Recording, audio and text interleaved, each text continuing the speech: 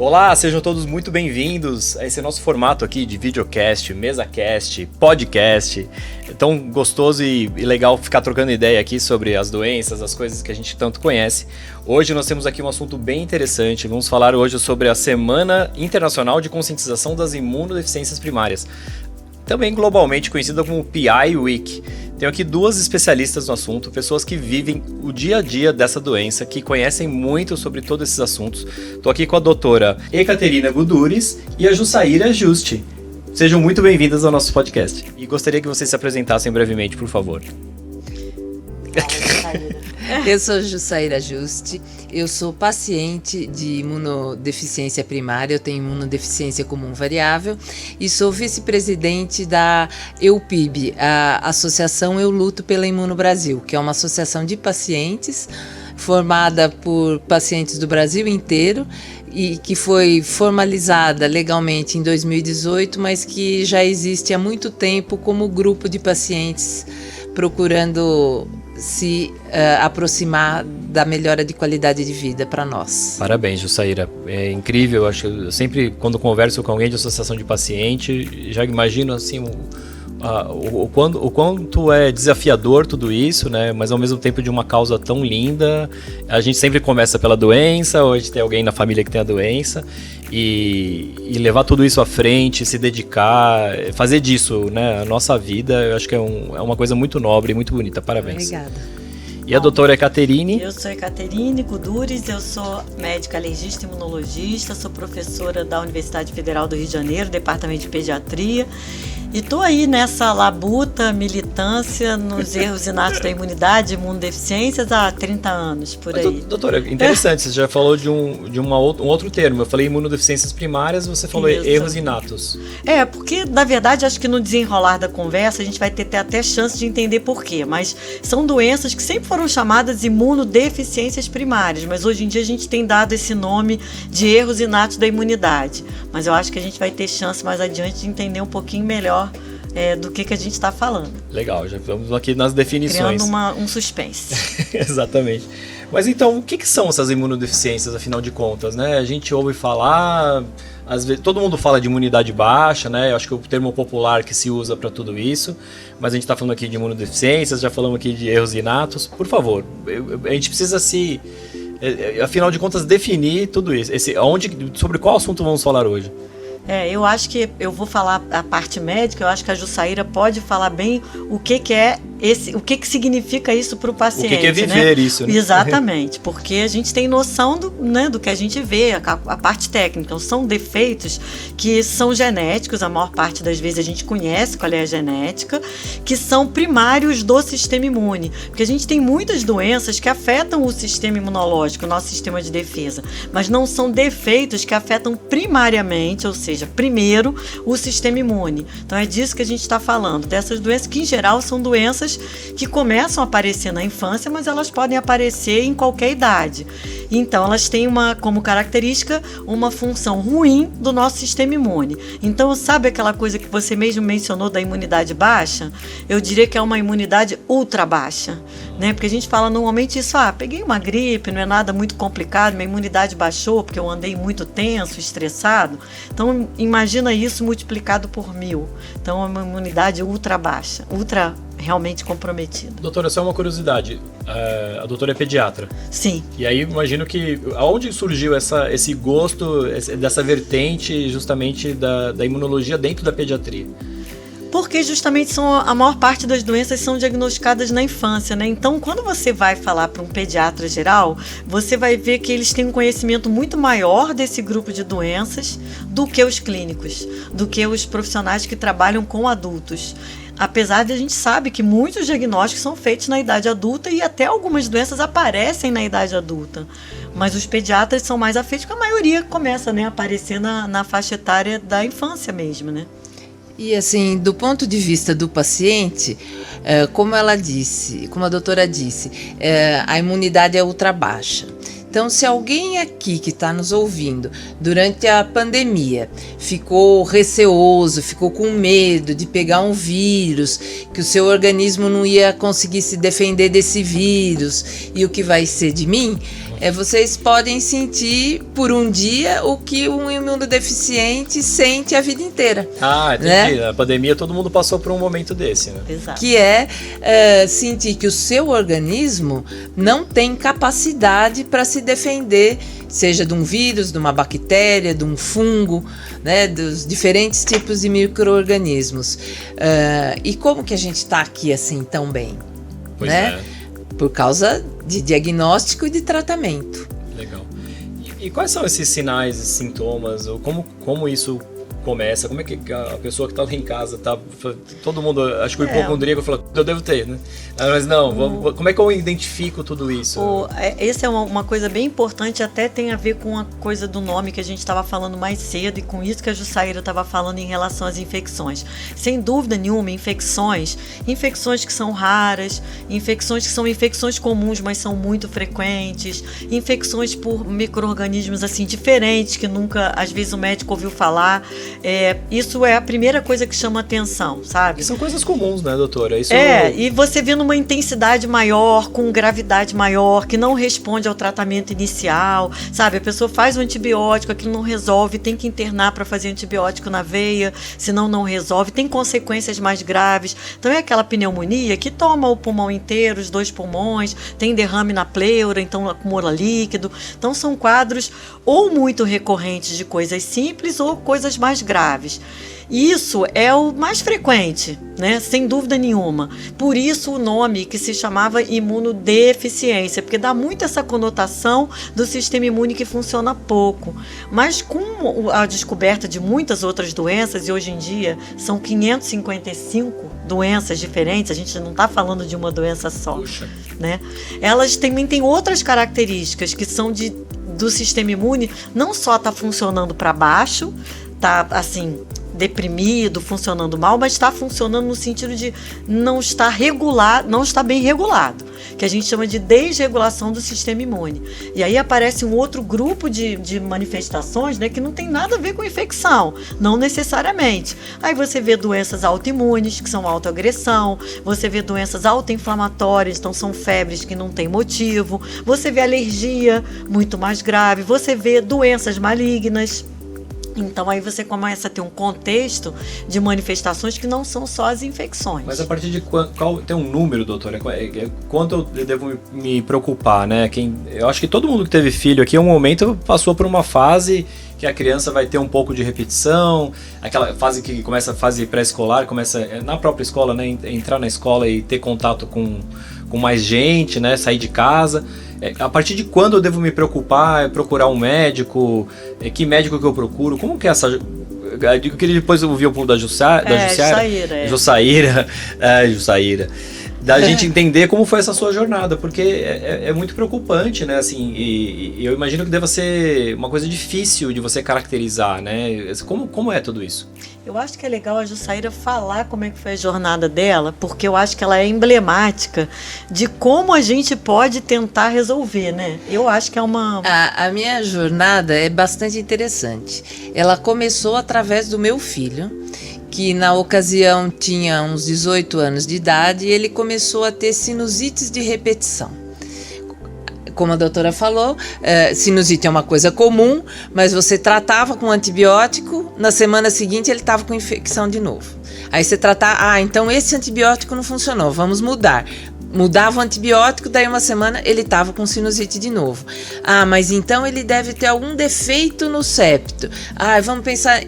enfim, nessa não resolução da sinusite, nós chegamos no profissional alergista imunologista que suspeitou que eram muitas infecções repetidas. Jussaíra, quanto tempo essa jornada toda?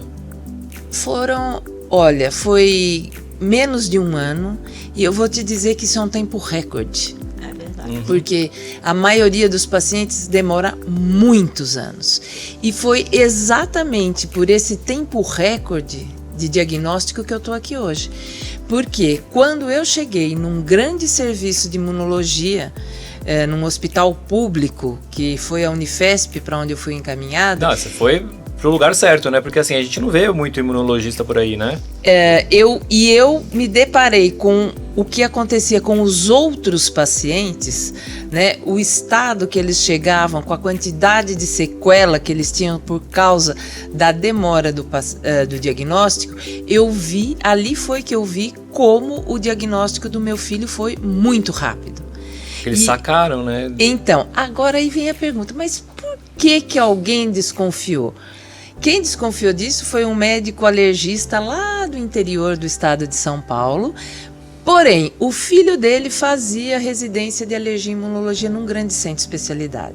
Então, assim, eu tive a sorte de cair no lugar certo, na hora certa. Né? Muito atípico. E a gente está aqui hoje, eu acho que é exatamente para que isso não aconteça, que as pessoas dependam da sorte para ter o diagnóstico. Né? A gente quer que os médicos tenham muito conhecimento, que as pacientes tenham muito conhecimento, para não depender de cair na pessoa certa ao acaso. Né? Então, dali foi feito o diagnóstico do meu filho e alguns meses depois que eu tinha assimilado isso, a médica perguntou: e você, como é você? Aí, porque isso tem toda uma história familiar também, né? Que quando a gente diagnostica tem que ver a família. Aí eu fui fazer os exames e eu também tinha o problema e começamos a nos tratar. E ao longo da vida você já tinha sentido, começaram a cair algumas fichas assim de episódio? Olha, é aquilo que a gente estava falando no começo, né? São coisas comuns, e a grande dificuldade é ligar essas coisas. Por exemplo, eu sou dentista de formação, e quando surgiu a vacina da hepatite, todos os dentistas foram os primeiros a serem vacinados. Claro, a exposição, né? Eu fui lá, tomei as 3 doses da vacina, e aí você tinha que fazer o exame para saber se tinha os anticorpos. Você tinha virado a vacina? Eu não tinha. Tudo bem, vamos fazer de novo. Fui lá, tomei tudo de novo, não tinha. Isso acontece com algumas pessoas. Ok. Né? Tá bom. Pneumonia, como a doutora falou. Qualquer resfriadinho eu ficava muito mal e tal, mas como eu vivo numa casa de médico, já começava a tratar logo, já tomava antibiótico, levantava, saía do negócio. Né? Infecções repetidas de urina, candidíase forte, mas isso é coisa de mulher, é porque toma anticoncepcional, infecção de urina, todo mundo. Então, assim, são coisas simples que todo mundo tem, olha só, mas que a hora que junta tudo, muitas vezes é que a pessoa tem que começar, né? Como você falou da criança, vai para a escola, mas quanto? Né? Você vê que é uma pessoa que ela foge da média dos outros. Todos os outros amiguinhos vão também bastante ficar doente, resfriado, mas o que tem imunodeficiência, ele fica muito mais que os outros. Olha que interessante. E complica mais, né, também. Exato. Porque quando tem alguma coisa, fica baqueado, muito mais baqueado do que os outros, né? Então a sua jornada foi através do seu filho, daí você falou, deixa eu investigar, e eu também. Eu também. Né? E aí comecei o tratamento logo em tempo oportuno. Então, com isso, com o diagnóstico rápido, tanto o meu quanto o dele, o tratamento, nós dois nunca fomos internados por causa da doença. Né? Porque o que é o tratamento? O tratamento, você recebe anticorpos para se defender. Então, ele é um tratamento para a vida toda, porque você recebe, gasta, tem que receber de novo, mas você fica protegido para levar uma vida normal. Sim, a gente está falando de pessoas que estão em grandes centros, né, com acesso a bons centros de diagnóstico. Mas, doutora, o que mais não é visto dessa doença, os tipos, as particularidades de tudo isso? A Jussaíra, eu vou pegar o gancho até que ela estava falando da questão da sorte, é que eu acho que são 2 aspectos que a gente sempre se preocupa, né? Porque esses 30 anos que eu falei são 30 anos justamente tentando, né, espalhar para as pessoas como é que se apresenta, como é que não se apresenta, porque o imunologista, a especialidade é essa, a lei de imunologia. A gente justamente lida com essas doenças, né? Mas a maior parte das pessoas não vai lidar com alergista e imunologista de cara. Então a gente precisa que outros profissionais de saúde, não só médicos, e outros médicos de outras especialidades, porque eu já falei que o pediatra ele já bem mais alerta para esse tipo de coisa, eles tenham conhecimento, porque o que você não conhece, você não enxerga. né? E aí tem esses dois aspectos que a Jussaíra falou. Um aspecto mais importante é esse das infecções, que é o mais comum. Na verdade, a doença da Jussaíra e do filho é a mais comum no mundo inteiro, mas essa é uma das 555, a gente tem várias outras. Mas como grupo, se a pessoa desconfia e chega num profissional que está habilitado, que são poucos, mas a gente tem muitos em vários lugares do Brasil, mas são poucos mais experientes. Mas se a pessoa desconfiar, e aí é qualquer médico, sabe? É o enfermeiro, é o nutricionista que está vendo que o paciente está perdendo peso, tendo infecção, sabe? Qualquer profissional da área da saúde e o próprio paciente. Na verdade, a gente precisa de que todas as pessoas estejam ligadas para essa possibilidade, né? Porque no final das contas, né? De repente, levantar uma... porque no final das contas, você veja bem, a Jussaíra teve essa sorte. Eu tenho um paciente que tem uma outra doença, que chama gama-globulinemia, que ele fez diagnóstico porque a pneumologista infantil desconfiou na primeira pneumonia que ele teve.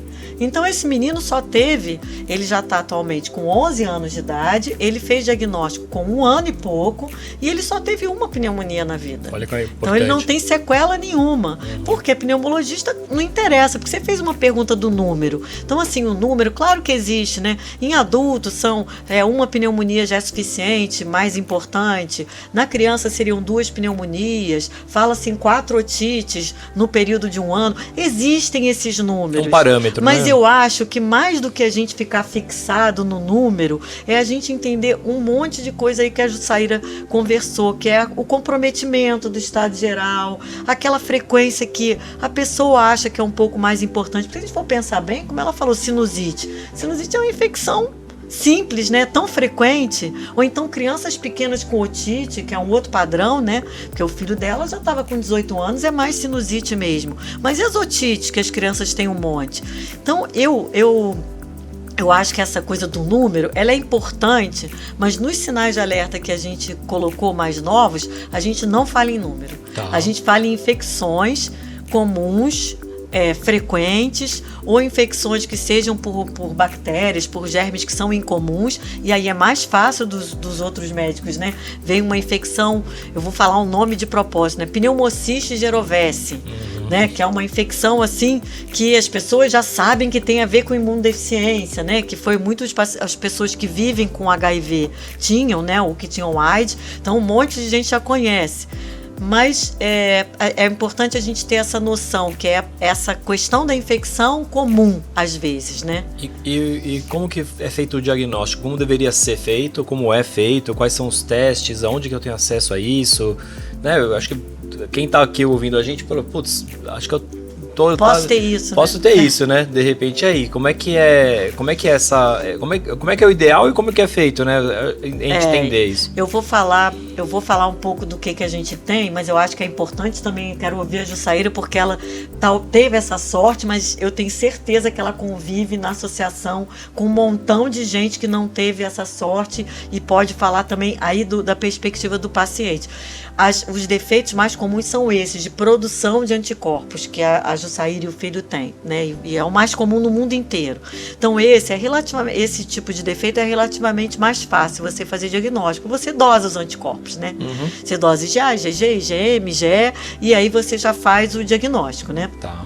Mas existem muitas outras doenças que você precisa de exames muito mais específicos e que a maior parte desses exames você não tem acesso pelo SUS, sabe? São exames que alguns você tem acesso, mas não estão liberados, por exemplo, contagem de linfócitos. Estão liberados oficialmente para usar em pacientes portadores de HIV, pessoas portadoras de HIV, né? Mas não estão liberados para imunodeficiência. Então a gente tem uma série de entraves e que a gente tenta se virar nos hospitais, que são hospitais terciários, quaternários, a gente vai se virando, Sim. laboratório de pesquisa e Sim. vai conseguindo fazer. Mas para os defeitos de anticorpos, isso a gente tem em boa parte dos lugares como fazer.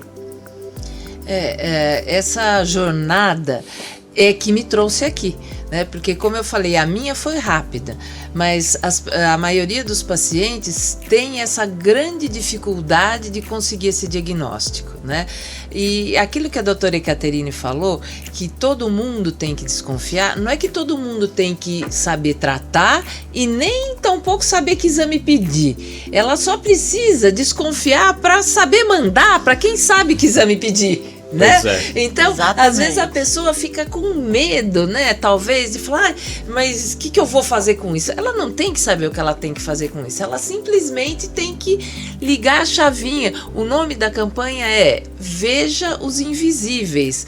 Porque um paciente que só tem sinusite, ele pode estar parecendo um paciente que é invisível o problema real dele, né?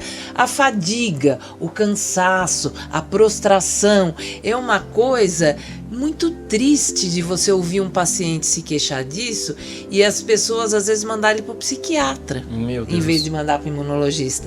Porque o cara gosta de ficar doente, porque o cara não tem vontade de fazer nada, né? Então, se você olhar para a pessoa e você não enxergar que ali pode ter um problema físico que está causando essa fadiga, essa vontade de não fazer nada, eu estou toda hora doente, então parece que a pessoa escolheu ficar toda hora doente, ela não tem vontade de fazer nada porque ela está deprimida, não, ela está doente, né? Falta um conhecimento a respeito da especialidade, eu acho, né, do próprio imunologista, assim. Eu acho que tem uma coisa muito assim de número também, sabe? Porque tem uma certa coisa na medicina que é baseada em evidências e protocolos, e é natural essa pergunta que você fez do número. Então você imagina se eu recebo esse menino que eu acabei de falar, que a pneumologista desconfiou e ele tinha tido uma pneumonia e nem foi das pneumonias mais graves que eu já vi. Se eu tivesse olhado e dito assim, não, mas ele tem 1 ano e pouco, ele pode ter uma pneumonia, não está no critério, não vou investigar. Então isso é uma questão não é só do imunologista, eu acho que é de qualquer médico, qualquer profissional da área da saúde. A gente tem que ouvir o que o paciente está dizendo e entender o que está passando, o que ele está sentindo. Porque se ele tem várias sinusites, a gente vê pessoas alérgicas que têm um monte de sinusite, só que não tem essa repercussão toda na vida da pessoa. Se o paciente está dizendo que ele não consegue levantar, que está difícil, que é uma atrás da outra, é muito prostrado, isso tem uma repercussão maior no organismo dele. Então, claro, pode ser uma pessoa realmente, né? Claro que isso existe, pessoas que são mais ansiosas ou, sei lá, hipocondríacas, claro que isso existe, mas esse tipo de coisa você tem que descartar primeiro de ser uma doença. Então você tem que ouvir, e isso é para qualquer médico, para qualquer nutricionista, farmacêutico e, sei lá, qualquer profissional da área de saúde, qualquer pessoa que atende na área da saúde, eu acho que tem que ter essa perspectiva, uma sabe? Sensibilidade, né? Assim, você estar pronto para pensar nessa possibilidade, né? Exato, porque o objetivo do sinal de alerta, ele é pensar mais do que você faz diagnóstico, porque o objetivo justamente é esse, é você não deixar passar. Para você não deixar passar, é claro que você vai pensar mais do que você vai fazer diagnóstico, mas essa é que é a ideia. Então, se você olhar para esses sinais de alerta e para as pessoas com essa perspectiva, né, bom, a gente vai fazer um exame minimamente, se não for, ok, aí a gente pode com tranquilidade volta para a escola, né, fica tranquilo, não é nada demais, mas tem que dar crédito, né, para o que a pessoa está dizendo. Beleza. Bom, e aí a pessoa está diagnosticada, vai começar a se tratar, vai ter um monte de coisas assim nessa linha de cuidado para melhorar a sua qualidade de vida, né, para a gente poder trazer o paciente para uma condição melhor, né, como a doutora falou, diagnosticado com 1 ano, não teve mais, passa a ter uma vida praticamente normal, né, mas com certos cuidados. Como que é esse processo dali para frente? O processo, quando a gente está falando dessas doenças mais comuns, que são os defeitos de anticorpo, a própria Jussaíra já falou, como ela e o filho recebem, a gente tem o produto que é a imunoglobulina humana, que é utilizado para fazer essa reposição. Então, você não fabrica, então você recebe aquilo por via venosa, pela veia, ou por via subcutânea, né, na gordura que fica embaixo da pele, isso aqui é o subcutâneo, você recebe aquilo periodicamente. Então, esse menino, por exemplo, ele recebe via subcutânea e ele recebe em casa. Ele faz atualmente a aplicação em casa a cada 14 dias, então isso interfere praticamente nada no dia a dia dele, né? Um menino com desenvolvimento normal graças ao diagnóstico precoce, etc. Então a pessoa tem que fazer essa reposição, isso a gente tem pelo SUS, é limitado em termos de produto, porque a gente às vezes pena se quiser trocar um produto, mas a verdade é que isso é garantido pelo SUS, é importante essa reposição. Mas a gente tem as outras doenças, né? Porque aí a gente, nessa tabela aí dos defeitos de anticorpo, tem aí umas 10, 12 doenças. A gente tem uma série de outras doenças que a gente tem uma série de entraves em relação a tratamentos. A gente tem a questão do transplante de medula, que é o tratamento curativo para uma parte, pelo menos, dessas 555 doenças. E a gente tem pouquíssimos centros no Brasil que fazem esse transplante, né? A gente tem aqui em São Paulo, a gente tem em Curitiba, isso pelo SUS e por convênio, e em Minas Gerais com restrições, em Belo Horizonte. O resto do país não faz transplante de medula para erros inatos da imunidade ou imunodeficiências. Tá. Então isso é um entrave bem grande. E o outro entrave, né, como você comentou desse paciente que recebe subcutânea em casa, leva uma vida normal. No Brasil, a maioria dos pacientes pelo SUS recebem via endovenosa. E isso requer um dia de afastamento das suas atividades todos os meses. É um procedimento mais complexo. É um procedimento de nível ambulatorial hospitalar, né? Uhum. Assim, de nível hospitalar. Uhum. E você não precisa ficar internado, mas você tem que ir para um centro de infusão no mínimo, né? E não é uma coisa que você chega lá, toma uma injeção. É uma infusão que demora horas. Né? Então, se você faz essa administração por via endovenosa, é um dia de trabalho ou um dia de escola, é um dia da sua vida todos os meses que você tem que dedicar para isso. Por isso que também a oportunidade de ter acesso a tratamentos como a via subcutânea, que pode ser feita em ambiente domiciliar, é muito importante, né? Porque pacientes economicamente ativos têm outra perspectiva, se puder ter essa, assim, não existe o melhor tratamento para todos os pacientes. Para cada paciente tem uma situação ideal, mas a verdade é que neste momento os pacientes do SUS eles não têm escolha, eles têm que receber a endovenosa porque é a única que tem no momento. Legal. Eu acho que é interessante, Jussaíra, você falou uma coisa importante, que é justamente a gente avançar nisso, né?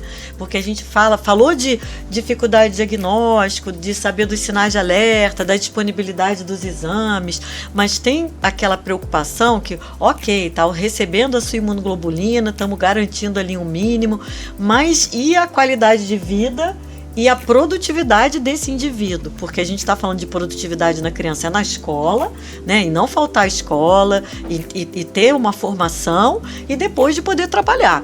E isso são coisas, às vezes, que se perde a perspectiva, a gestão talvez perca um pouco a perspectiva, porque se você tem a subcutânea, o sujeito faz lá em casa, sei lá, 2, 3 vezes na semana, porque é possível, até fazer a cada 14 dias, por exemplo, ou fazer subcutânea, não interessa, tem vários produtos, né? Uma vez por mês, ele pode otimizar aquilo individualmente e dar conta de ser produtivo, dar conta de ser uma criança que vai brincar, vai dormir na casa da avó, do amigo, aquela coisa, né? Do dia a dia de criança, viajar, etc e tal. Então, isso parece pouco, mas se a gente está falando do essencial, que ok, ter o diagnóstico, isso é importantíssimo, tem pessoas que sofrem até com esse básico, mas a gente tem que avançar e pensar no dia a dia desse indivíduo também, né?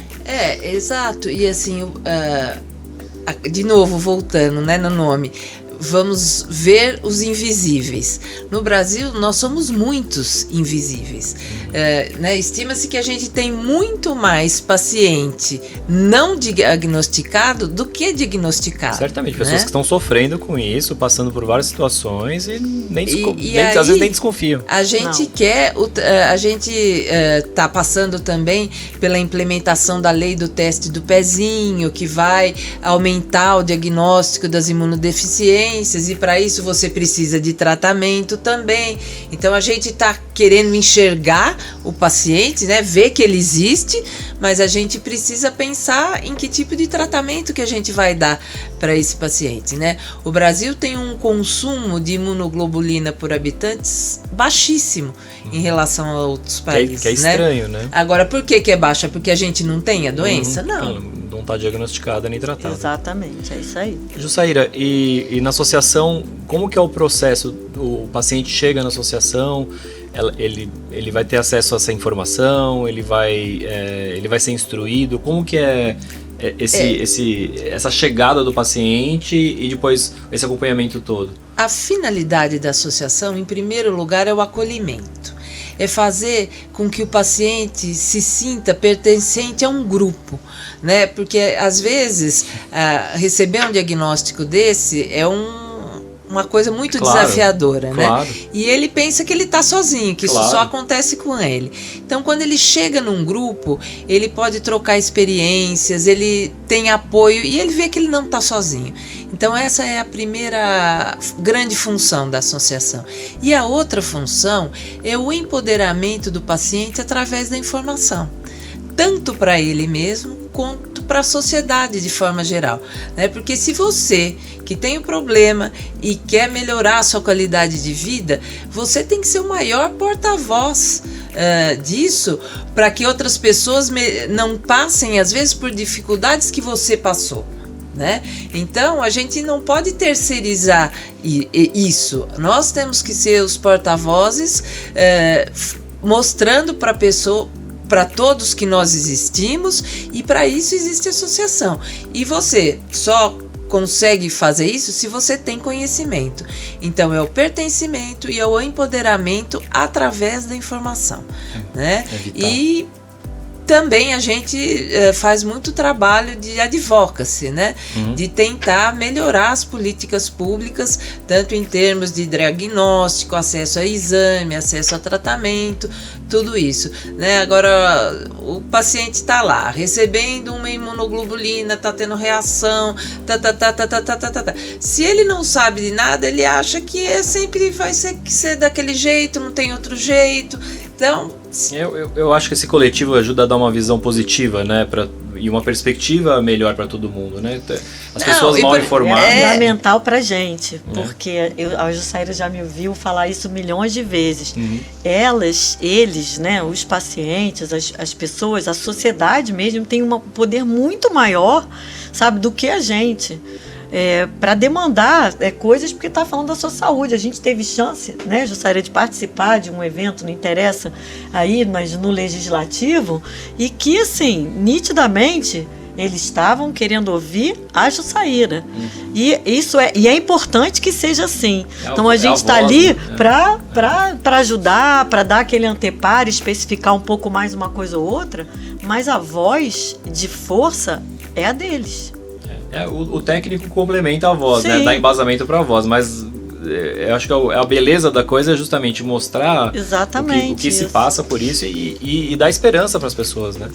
Isso é muito legal, né? Assim, por exemplo, eu me lembro quando meu filho começou a fazer o tratamento, né? E eu via uma pessoa que já fazia o tratamento há 7 anos, há 8 anos. Hoje já faz mais de 10 que nós fazemos o tratamento, né? Então, você olhar uma pessoa bem tratada, vivendo bem, porque às vezes você recebe esse diagnóstico, você teme pelo seu futuro, pelo futuro do seu filho. Puxa, como vai ser daqui para frente? Então, você olhar para o lado e ver pessoas que estão se tratando e que estão bem, eu acho que é uma coisa que ajuda muito. Com certeza. É fundamental. Nossa, gente, eu aprendi demais aqui com vocês e eu espero que as pessoas estejam aprendendo também. Só recapitulando, então, eu imagino, né? A gente tem aqui uma série de coisas que são banalizadas, né? De sintomas, sinais, coisas que a gente vê, coisas que a gente não vê de uma doença. Mas imagino que profissionais de saúde, o próprio paciente, a sociedade em geral, deve ter isso mais frequentemente na mente, né? Será que não é? Será, né? vamos investigar, levantar a mão até para o próprio paciente. Eu achei muito bonito o que a doutora falou. O próprio paciente tem que, quero saber se é ou não, né? Né? Vamos investigar, né? Porque acho que é importante. E uma vez diagnosticado, tem uma associação que pode te dar suporte desde esse diagnóstico, claro, mas acolhe essas pessoas e vamos tratar, né? Vamos levar uma vida o mais normal possível, dentro do possível, vamos viajar, vamos continuar vivendo, trabalhando, estudando e bola pra frente, né? Eu acho que é muito interessante tudo isso. Acho que as pessoas, em geral, não têm essa perspectiva.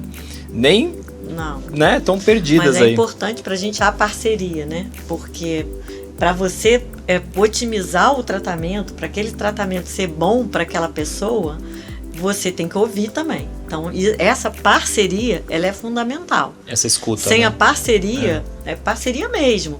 Olha, mas eu tô achando isso, eu tô tendo a seguinte reação, não sei, será que isso é verdade ou não? Olha, isso é incomum, mas vamos observar. Se não tiver essa parceria, se as pessoas não se envolverem, né, nas suas coisas, nos seus sintomas, olha, isso não tá bom, a minha qualidade de vida tá ruim, eu preciso melhorar a qualidade de vida.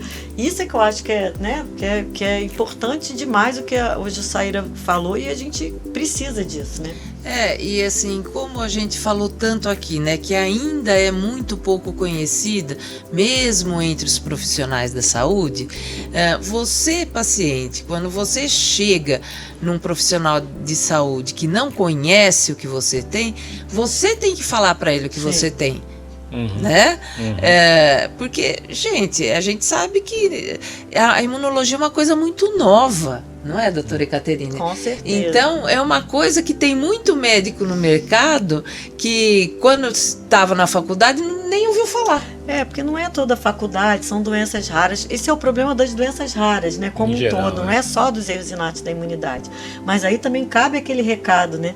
Para o colega. A gente está falando, acabei de falar o recado para os pacientes, que tem que ter a parceria, mas o recado para os colegas, né? Humildade, que eu sempre digo, é o melhor amigo do médico. É verdade. Melhor amigo do médico a melhor amiga é a humildade, porque se a gente não sabe, a gente tem que encaminhar para quem pode saber ou procurar se informar. Então isso, a gente tem que ter essa perspectiva, porque as doenças raras são raras, mas elas existem e são muitas. E se a gente junta todas as doenças raras que existem, você vai ver que o grupo dos pacientes não é tão raro assim. Pois né? Bem frequente. Bom, pessoal, eu espero que todos tenham aprendido bastante, gostei muito da nossa conversa. Eu queria dar uma última mensagem aqui, a palavra para a Jussaíra, para a doutora Ekaterine, para vocês falarem aqui um fechamento da gente entender tudo isso. Espero que o projeto de Imunidade e Proteção ajude a todos a ter isso mais alerta na vida, na própria vida, de parentes, de pessoas que vocês conheçam, de médicos, que essa mensagem ela amplifique e ajude as pessoas. Acho que esse é o poder, né, da comunicação. Mas eu queria dar a palavra para vocês para a gente fazer um fechamento aqui. Olha, eu acho que o que eu tenho a dizer é que às vezes as pessoas elas temem um diagnóstico, né? E que esse diagnóstico, ele pode ser libertador. Porque você estava lá levando uma vida horrível, fadigada, né? Vamos enfrentar. Cheio de alergia, cheio de infecção, cheio de problema, você não sabia o que você tinha. Aí veio um diagnóstico de uma doença rara. Mas a partir desse diagnóstico, você pode ter um tratamento e você pode ter uma qualidade de vida melhor. Então, não temam diagnósticos, temam falta de diagnóstico. Né? Porque quando você tem um diagnóstico, você pode ter um tratamento e ficar bem. Maravilhoso. Bom, a minha mensagem vai ser mais sucinta. Para os pacientes, para as pessoas em geral, vocês têm o poder. E para os profissionais, humildade e estudar. Estudar faz bem, muito bem. Ótimo. Obrigado, pessoal. Obrigado pela audiência. E espero que a gente possa se reunir cada vez mais vezes para falar sobre assuntos tão interessantes quanto a gente teve hoje. Obrigado.